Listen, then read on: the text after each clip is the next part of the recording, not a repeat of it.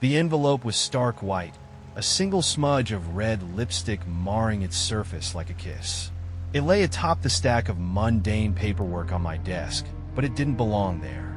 Even before I touched it, the tension in my chest told me it was his. I picked it up with gloved hands, careful not to smudge any fingerprints that might miraculously linger. My name was handwritten across the front, Detective Paul Mercer. No title, no honorific, just my name. Personal, intimate.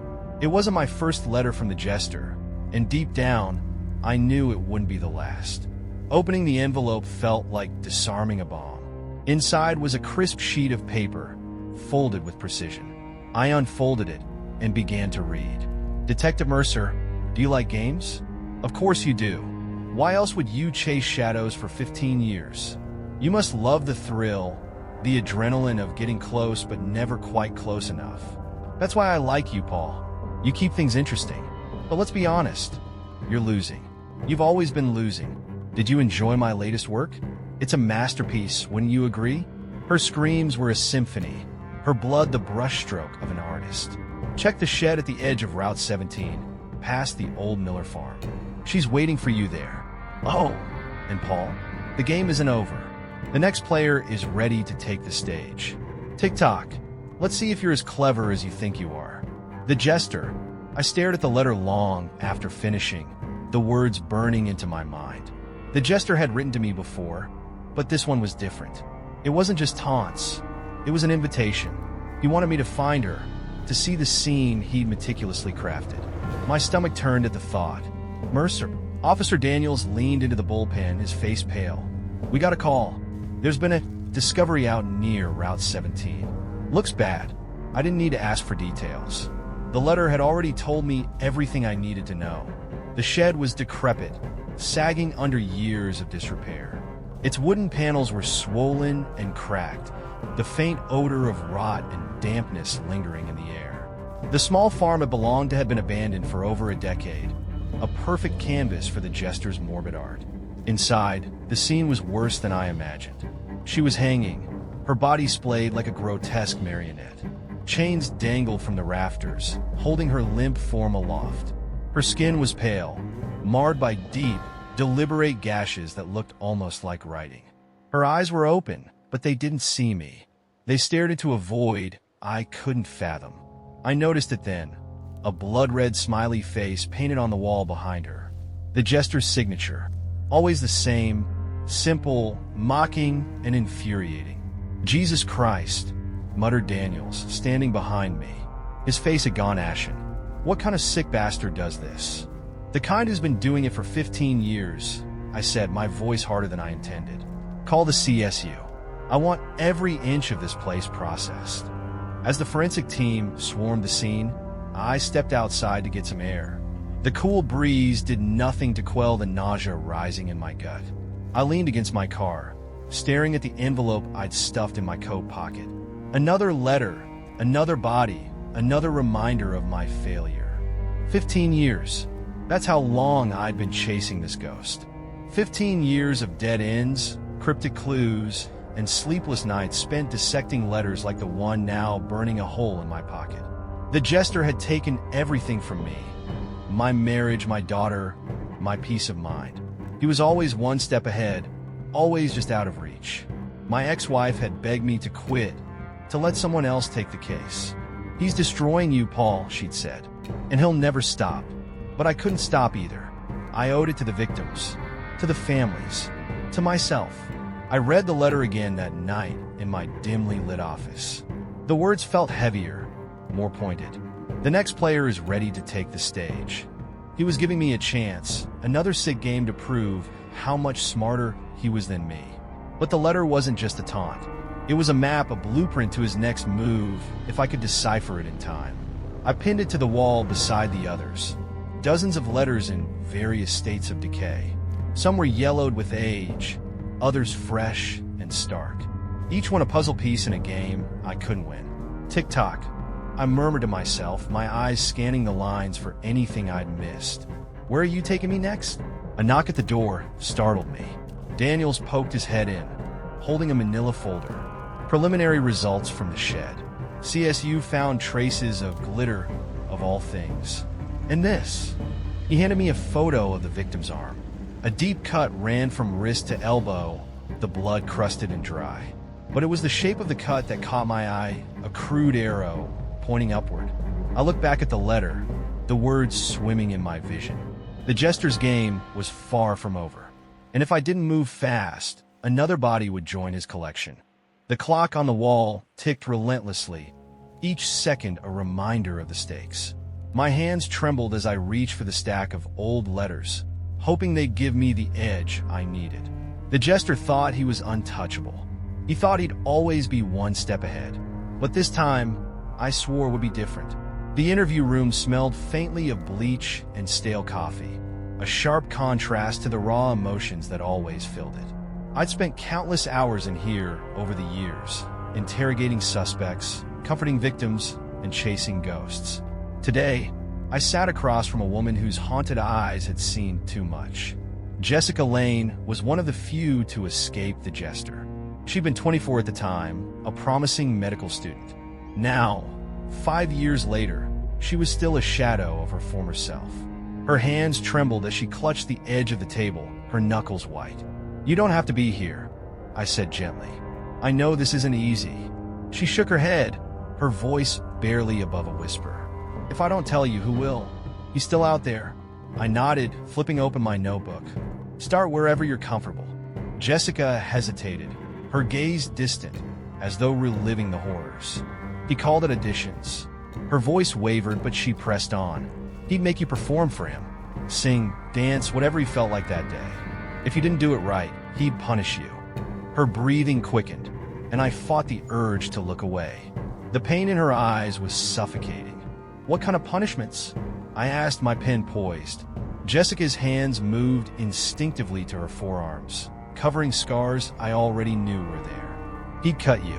Small at first, like he was teasing, then deeper, or he'd make you hurt yourself." My grip on the pen tightened. "In the room? The place he kept you, what did it look like?" She flinched as though the memory itself was a physical blow. "Dark, cold. There was always this smell like copper and rot. And he played music, sometimes classical stuff. It was loud, like he wanted to drown out everything else." That caught my attention. Music. I'd seen references to it in his letters before, but never connected it to the victims. "Do you remember any specific piece? A tune?" Jessica nodded slowly. "It was the same one over and over. Something unsettling. I don't know the name, but I can hum it." She did, softly, a series of haunting notes that sent a chill down my spine. I'd heard it before. In a past letter, the Jester had scrawled a line. Even Mozart would shudder to hear me play. It wasn't much, but it was a thread, and I intended to pull it. "Thank you, Jessica. You've been incredibly brave," I said. "We'll stop him. I promise." Her laugh was bitter, almost hollow. Promises don't mean much when you're facing a monster. Back at my desk, I played the recording of Jessica's humming over and over, matching it to the letters. The connection was clear. This wasn't just a detail. It was deliberate, part of his game. He wanted us to hear it, to feel the same unease his victims did. A knock at the door jolted me from my thoughts. Daniels leaned in, holding a manila envelope. "This just came in. Courier said it was urgent." The envelope was unmarked, but I didn't need a return address to know who it was from. My heart sank as I pulled out the letter, the familiar mocking handwriting jumping off the page. "Paul, Jessica did well, didn't she? I always knew she'd make a star. I hope you enjoyed her performance as much as I did. But you're wasting time with survivors. They're just echoes of my art. If you want the real masterpiece, you'll need to keep up. I'm already on to my next creation. You might even recognize her. It's someone you've seen before. TikTok Detective Mercer. The Jester." The room spun as I reread the letter. Someone I'd seen before. That could mean anyone, Jessica, another survivor, or even someone from the precinct. The implications were terrifying. I pushed back from my desk, my mind racing. "Daniels, check the building. See if we've had any unusual visitors today." Daniels looked at me like I'd lost my mind, but nodded and left. My pulse pounded in my ears as I read the letter again. The Jester wasn't just taunting me. He was here, somewhere close enough to know what I was doing, who I was talking to. I felt exposed, as if he were watching from the shadows, laughing at my panic. The weight of the hunt pressed down on me, suffocating. It wasn't just a chase anymore. It was a war, and I was losing. Later that night, I sat in my car outside Jessica's apartment, scanning the street for anything out of place. Her building was a modest complex, the kind of place where everyone minded their business. I'd insisted on stationing an officer nearby, but it didn't feel like enough. The Jester had gotten close before. Too close. The radio crackled to life. "Mercer, we've got a report of a suspicious vehicle circling the block. Dark sedan, no plates." My stomach dropped. "I'm on it." The sedan was easy to spot, a shadow gliding through the dimly lit street. I followed at a distance, my pulse quickening with every turn. It wasn't long before the car pulled into an alley and the driver stepped out. It wasn't the Jester, just a kid in his late teens, probably casing cars to break into. I cuffed him anyway, more out of frustration than necessity. Back at the precinct, I filed the report with shaky hands. The night wore on, but sleep wouldn't come. The Jester's letter sat on my desk, taunting me like a phantom whisper. His words echoed in my mind. "While you play detective, I play God." Somewhere out there, another victim was waiting for me to figure it out. Somewhere out there, the Jester was watching, always a step ahead. For the first time in years, I felt something I hated: fear. Not just for myself, but for everyone I couldn't save.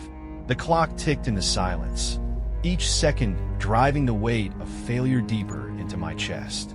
Tick-tock, Detective Mercer. The game had only just begun. The conference room was alive with tension as my team laid out the details of the latest murder.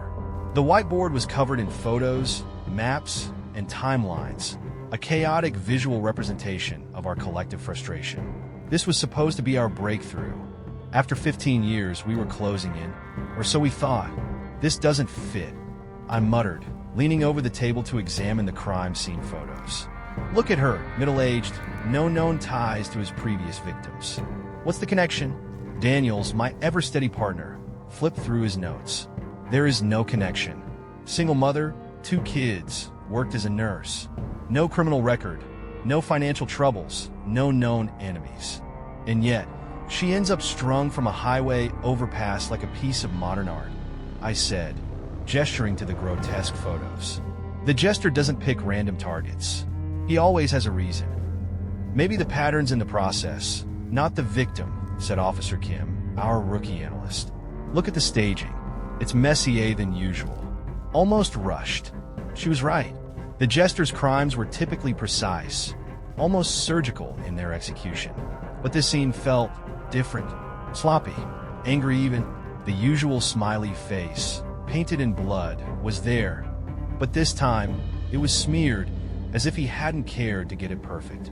I frowned. He's changing the rules. The break came 3 hours later, when a patrol officer picked up a drifter a mile from the scene. His clothes were dirty, his hands stained red. The guy had a history of petty theft and drug use, but nothing violent. Still, the circumstantial evidence painted a damning picture. "Name's Ray Coulter," Daniel said, tossing the file on my desk. "He's been squatting in abandoned buildings around town. Claims he found the body, but he panicked and ran. And the blood on his hands?" I asked. "Claims it's from a squirrel he caught for dinner." I rolled my eyes. "Let me guess. He's our guy because he just happens to be at the wrong place at the wrong time." Daniel shrugged. "Better than nothing." I stared at the one-way mirror as Coulter sat in the interrogation room, jittery and pale. His story didn't add up, but something about him felt off. Not in the way a killer feels off, but in the way a desperate man trying to save his own skin feels. The interrogation was textbook at first. Coulter denied everything, swearing he had no idea who the Jester even was. But as the hours dragged on and the pressure mounted, he broke. "Fine," he shouted, slamming his fists on the table. "I did it, okay? I killed her." The words hung in the air like smoke, suffocating the room. Daniels leaned in, his voice low and menacing. "Why? Why'd you do it?" Because she deserved it," Coulter stammered. She was cruel to her kids." Daniels and I exchanged a glance. It was too neat, too rehearsed. Coulter's confession didn't sit right. "You're lying," I said flatly. "Why?" His eyes darted around the room, searching for an escape that didn't exist. I just want this to be over," he whispered. 2 hours later, I stood in the precinct's break room, nursing a cold cup of coffee. The doubt gnawed at me like a dog with a bone. Coulter wasn't our guy. He couldn't be. That's when the courier arrived. Detective Mercer, the receptionist called, holding up an envelope. "It's for you." My stomach dropped as I tore it open, revealing another letter in the Jester's familiar handwriting. "Paul, really? That's your best? A desperate drifter with squirrel blood on his hands? You disappoint me. But don't worry, this story isn't over. Let me introduce you to my next leading lady. Attached, you'll find her headshot. She's quite photogenic, don't you think? TikTok detective. The curtain rises soon. The Jester." I flipped to the attached photo, my blood running cold. It was a picture of a young woman, early 20s, with bright eyes and a nervous smile. Scrawled across the back were the words, "She's waiting." The clock was ticking. We had hours, maybe less, to find her. I called for an emergency meeting, spreading the photo and letter on the table. "This changes everything," I said, my voice sharp. "The Jester knows we're chasing our tails. Coulter isn't him, and we need to act fast if we're going to save her." Kim pointed to the photo. "It's recent. Look at the background. That's the bus terminal downtown." I grabbed my coat, the team scrambling to follow. Then that's where we start. The terminal was chaos.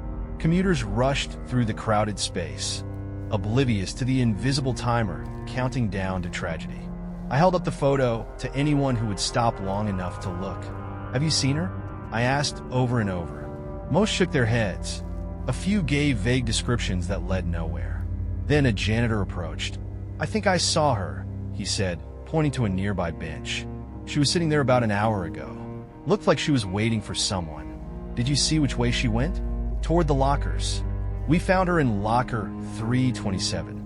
Or rather, we found what was left of her." The Jester hadn't waited. Her body was crumpled inside, lifeless and cold.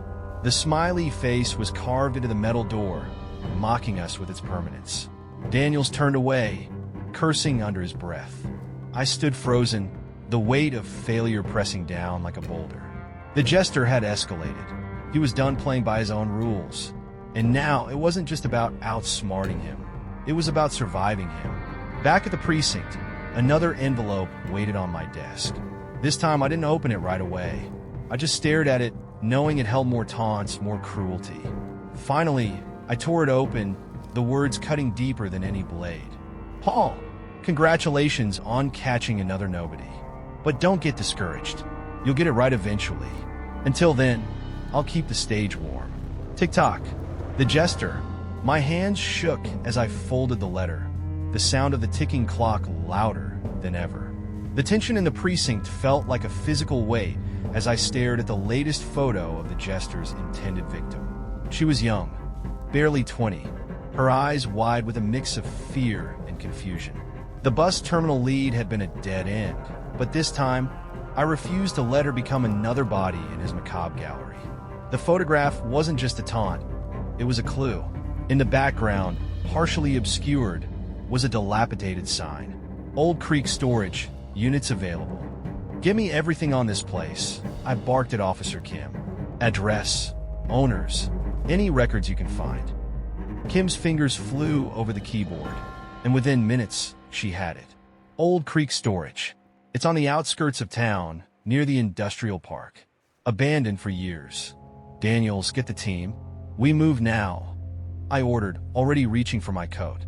The storage facility loomed in the distance like a forgotten relic, its rusting corrugated doors standing in silent rows. We approached cautiously, flashlights cutting through the dark. The air was thick with the stench of mildew and decay, the kind of smell that clings to you. "Stay alert," I whispered, motioning for the others to fan out. It didn't take long to find her. Unit 42. The padlock was missing, the door slightly ajar. I held my breath as I slid it open, revealing the horrific scene inside. She was strapped to a chair, her body covered in bruises and cuts. Wires ran from a crude device strapped to her chest to a series of cameras set up around the room, each one angled to capture every second of her torment. "She's alive," Daniels said, kneeling to check her pulse. "Barely. Careful. I warned. This whole thing could be rigged." The wires led to a timer on the far wall, its red digits blinking ominously. 00:03:47. 00:03:46. 3 minutes and 45 seconds. "Defuse it," I snapped at Kim, who had some training in handling explosives. She hesitated for only a moment before nodding. "I'll do my best." As Kim worked, I crouched beside the girl. Her head lolled weakly, her lips moving in a barely audible whisper. "Hey," I said softly, trying to meet her glassy gaze. "You're safe now. What's your name?" Her eyes fluttered open, and she murmured a single word. "Ethan." My blood ran cold. "Ethan who?" She didn't respond, her head slumping forward. I turned to Daniels. "Does the name mean anything to you?" Daniels shook his head. "No, but it's something. We'll dig into it once we get her out of here." Kim let out a relieved sigh. "Got it." The timer stopped at 8 seconds. The cameras went dark. "Get her to the hospital," I ordered. "And Daniels, run that name." "Ethan." Hours later, I sat by her hospital bed, watching the steady rise and fall of her chest. She was still unconscious, but the doctors assured me she'd pull through. That gave me time to dig deeper into the name she'd given us. Daniels burst into the waiting room with a file in hand. "I think I've got something." He laid the file on the table. "Ethan Greaves. Went missing 15 years ago from a foster home 2 states over. Never found." My heart sank as I scanned the photo. A skinny kid with sharp features and haunted eyes stared back at me. The years might have changed him, but there was something eerily familiar in his expression. "It could be an alias," Daniel said, "but it's the best lead we've had." I nodded. "Get everything you can on him. Family, friends, any connections to the victims." Back at the precinct, I pored over the details of Ethan Greaves' disappearance. The foster home where he'd grown up had a reputation for abuse and neglect. Several children had run away over the years, but none with a trail as cold as Ethan's. It was Daniels who found the connection. One of the foster kids, a girl named Lucy, filed a police report years ago. Said Ethan used to hum this weird tune, Mozart's Lacrimosa. My heart stopped. The same tune Jessica Lange had hummed during her interview. "That's it," I said, my voice barely above a whisper. "He's been using the name Ethan Greaves to lure his victims." Just then a call came in. "Detective Mercer, you need to see this," Officer Kim said, her voice shaking. "We found something near the storage unit." The tree stood just beyond the perimeter of the storage facility, its bark scarred with a familiar symbol, the blood-red smiley face. Beneath it, carved in jagged letters, was a single word, "Closer." My stomach churned as I scanned the area. He'd been here watching us. He'd seen us save her. "He's escalating," I said, my voice tight. "He wanted us to find her. This whole thing was a trap." Kim pointed to the base of the tree. There, half buried in the dirt, was a small black box. I opened it with trembling hands, revealing another letter. "Paul, open. You're finally catching on, but don't get too comfortable. This was just a warm-up. You think you're the hunter, but you're just another pawn on my board. I'm always watching, Paul. Always. Tick-tock. The Jester." I crushed the letter in my fist, my frustration boiling over. He was toying with us, always one step ahead. And now, I had to face the reality that we weren't just chasing a killer. We were playing his game, and he was winning. The words on the tree burned into my mind. Closer. But closer to what? The end of his spree? Or the beginning of something far worse? For the first time in years, I felt the weight of doubt pressing down on me. How do you catch a monster who knows you better than you know yourself? The foster home was a shell of its former self, crumbling under the weight of neglect and time. Vines crept up the faded yellow siding, and shattered windows revealed only darkness within. It was here, in this forgotten corner of a forgotten town, that I found the first real thread in the tapestry of the Jester's life. The records were thin, scattered among dusty boxes in the county archive. But persistence paid off. Amid faded files and handwritten notes, I found his name, Eli Greaves. A troubled boy with a history of violent outbursts.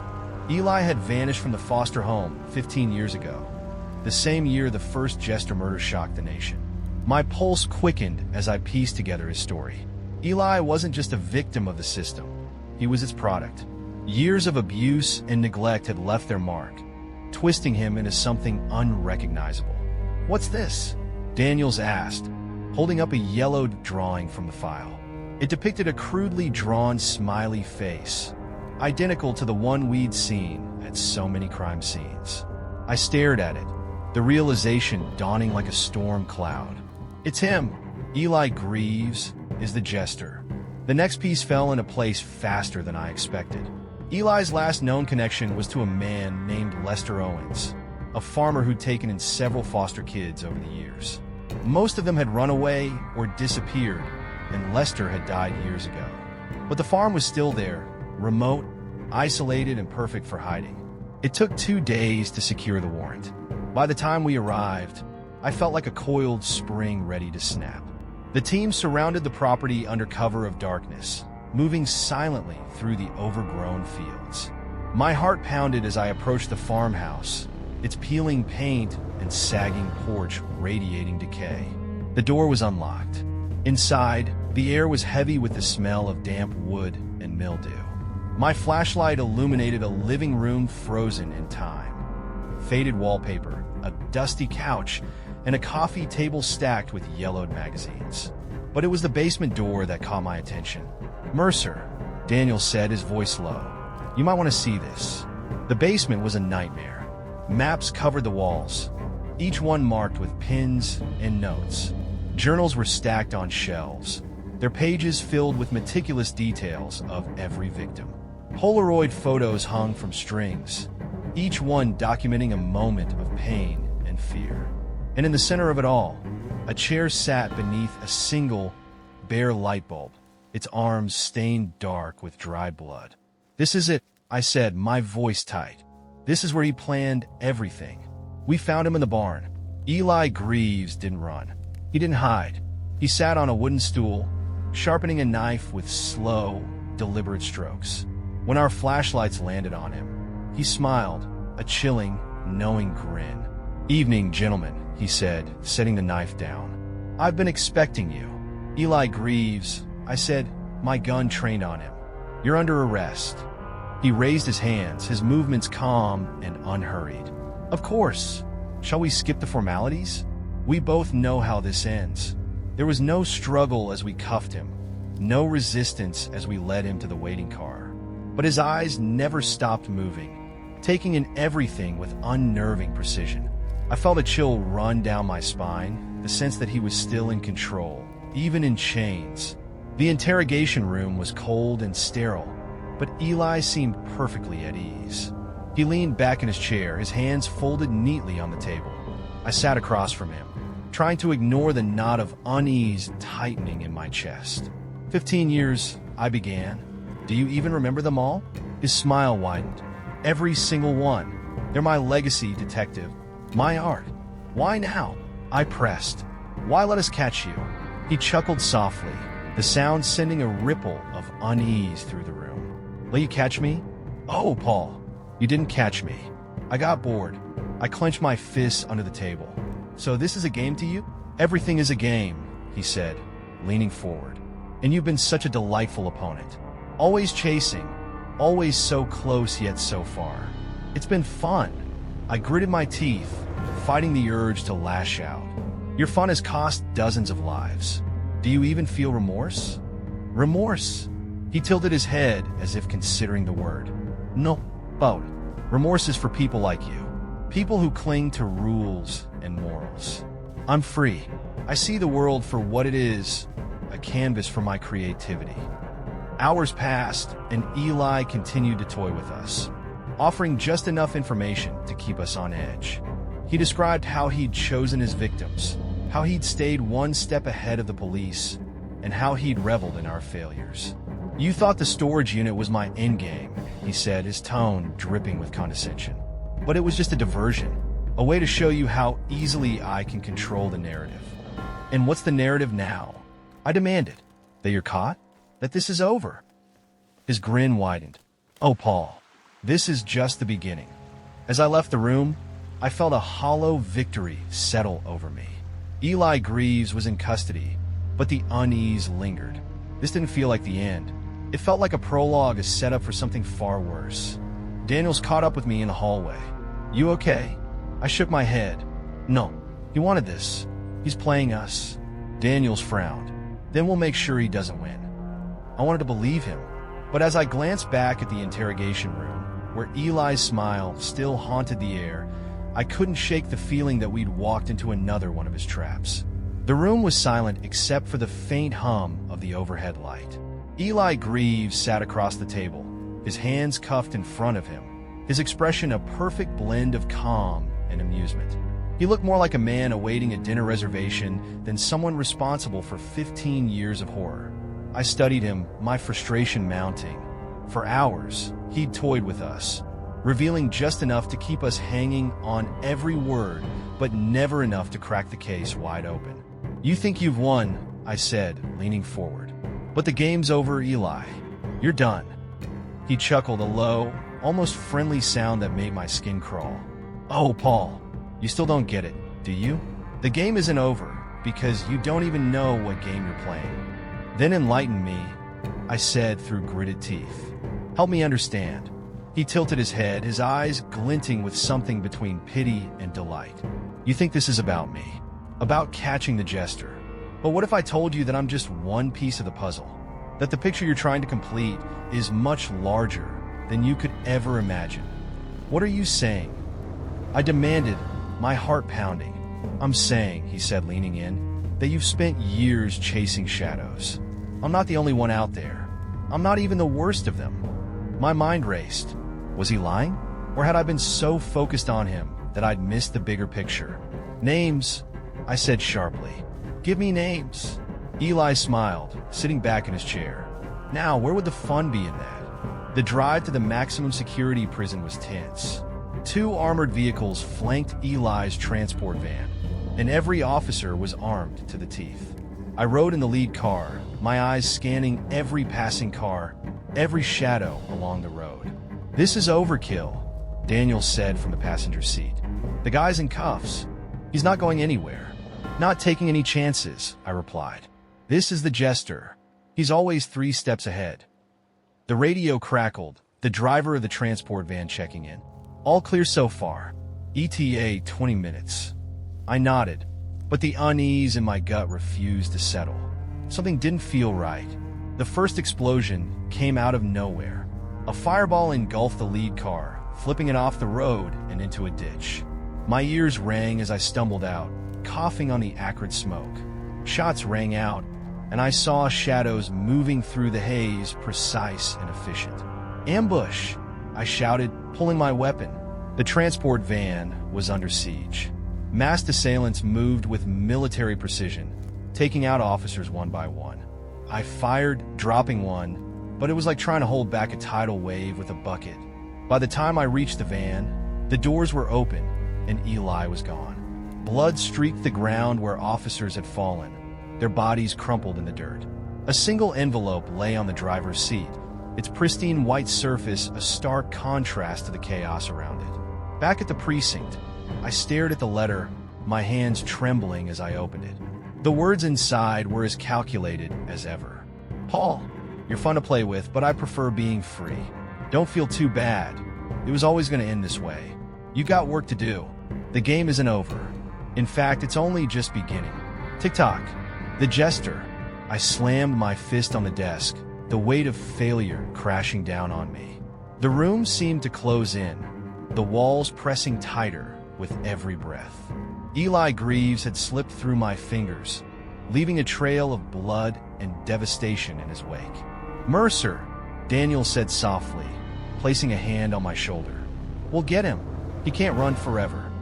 But I wasn't so sure. Eli wasn't just running. He was orchestrating. Every step of this was planned.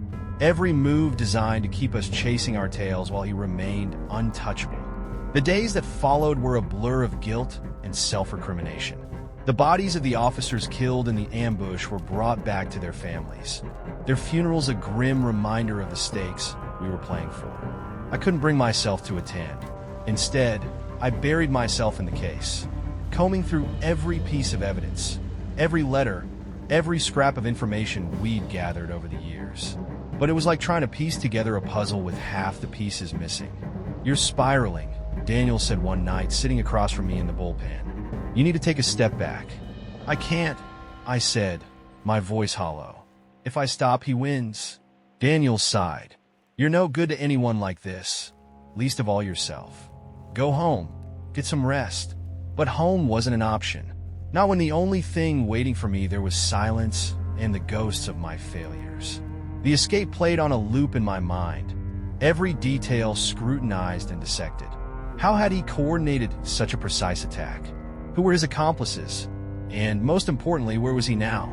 Eli's words echoed in my ears. "You don't even understand the game." He was right. I didn't understand, and that terrified me more than anything. The precinct grew quieter as the night wore on, officers trickling out until it was just me and the hum of the fluorescent lights. I sat at my desk, staring at the latest photo of Eli. His face was a mask of calm confidence, his eyes glinting with the knowledge that he was untouchable. The clock on the wall ticked relentlessly, each second a reminder of the time slipping away. Tick-tock. The game wasn't over, and I wasn't sure I had the strength to keep playing. The precinct was quieter than usual, the oppressive silence broken only by the faint hum of fluorescent lights. I sat alone in the bullpen, the files from Eli Greaves's case spread across my desk like a morbid collage. It had been days since his escape, and the weight of failure was suffocating. The latest murder, another young woman, mid-20s, had the same grim hallmarks of the Jester's twisted work. But as I examined the details again, something gnawed at me, a thought that had been whispering at the edges of my mind. It wasn't the killing itself that stood out. It was the timing. I flipped back through the timeline of events. Eli's ambush and escape had been perfectly orchestrated, almost too perfect. The resources, the precision, the execution. It had all seemed beyond even his considerable cunning. And now, with these new murders cropping up so soon after his escape, the connection was too convenient. I thought back to Eli's taunts during the interrogation. "You don't understand the game." The realization hit me like a punch to the gut. The game wasn't just about escape. It was about distraction. Eli hadn't been running. He'd been setting the stage. His capture wasn't a mistake. It was deliberate, a smokescreen to divert our attention while someone else took the spotlight. Daniels found me an hour later, still poring over the files. His expression was grim as he dropped a new report on my desk. "Another body. Some MO." My stomach churned. "Where?" "Abandoned motel off Route 14. CSU's already there." I grabbed my coat without a word. As we drove, Daniels kept glancing at me, his concern palpable. "You've barely slept, Mercer. You need a break." "A break?" I snapped. "People are dying, Daniels. I don't get to take a break." He didn't argue, but his silence spoke volumes. The motel was a desolate husk, its neon sign flickering weakly in the rain. The crime scene was cordoned off, officers milling about with grim expressions. Inside, the air was thick with the stench of death. The victim lay sprawled on the bed, her body posed in a grotesque parody of peace. Her wrists were bound, and the familiar blood-red, smiley face was scrawled on the wall above her. But something about the scene felt off. "Look at the face," I said, pointing to the symbol. "It's sloppy. The proportions are wrong." Daniels frowned. "You're saying it's not him?" "I'm saying it's not just him," I replied. "This isn't Eli's work. It's someone copying him." I scanned the room, searching for anything that might confirm my suspicion. That's when I saw it, a small camera mounted in the corner, its red light blinking. I signaled to one of the officers. "Get that footage pulled, now!" Back at the precinct, the video played on a grainy monitor. The footage showed a figure entering the motel room, his face obscured by a hoodie. He moved with an urgency that felt different from Eli's calm precision. As he arranged the scene, he paused to look directly into the camera, lifting his hood just enough to reveal his face. It wasn't Eli. It was Lucas Greaves. My heart sank as the truth crystallized. Eli had orchestrated his capture, knowing it would draw every resource, every ounce of focus away from his brother.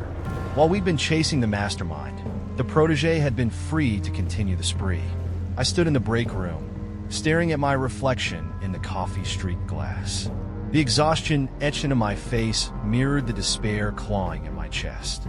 We hadn't just failed to catch the Jester. We'd been playing right into his hands. The next day, I returned to the motel, walking through the now-empty crime scene.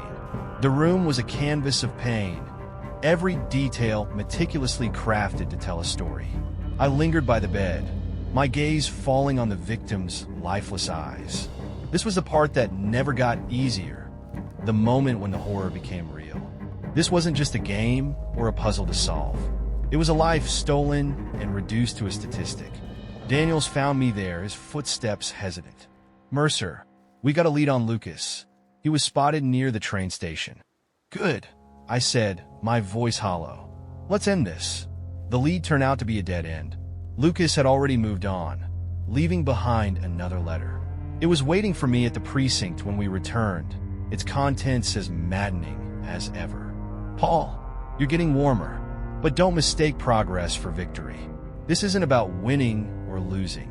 It's about the story we're writing together. And trust me, it's a masterpiece." Tick-tock. The Jester. That night, I sat alone in my apartment, the letter clutched in my hands. The words blurred as exhaustion and frustration warred within me. Eli and Lucas weren't just killers. They were architects, crafting a narrative that we were powerless to escape. As I stared at the letter, a bitter thought crept into my mind. Maybe we never stood a chance. The next crime scene was worse. A family of 3 murdered in their own home. The youngest, a boy no older than 6, had been posed with a smile carved into his cheeks. The sight nearly broke me. I walked through the house in a daze, the weight of failure pressing down like a vice. Each room felt colder, darker, as if the walls themselves bore witness to the evil that had unfolded. In the quiet of the child's room, I stood by the small bed, my gaze fixed on a stuffed animal left untouched. For the first time in years, I felt the burn of tears welling in my eyes. Evil wasn't a shadowy figure lurking in the dark. It wasn't a monster with fangs and claws. It was human, flesh and blood. It walked among us, smiled at us, even loved us. And that was the most terrifying truth of all. As I left the house, I turned back for one last look. The words I'd been too afraid to speak finally found their voice. "The Jester isn't a monster in the dark," I whispered. "He's human. He could be anyone. Monsters are among us, and the most dangerous creature is man."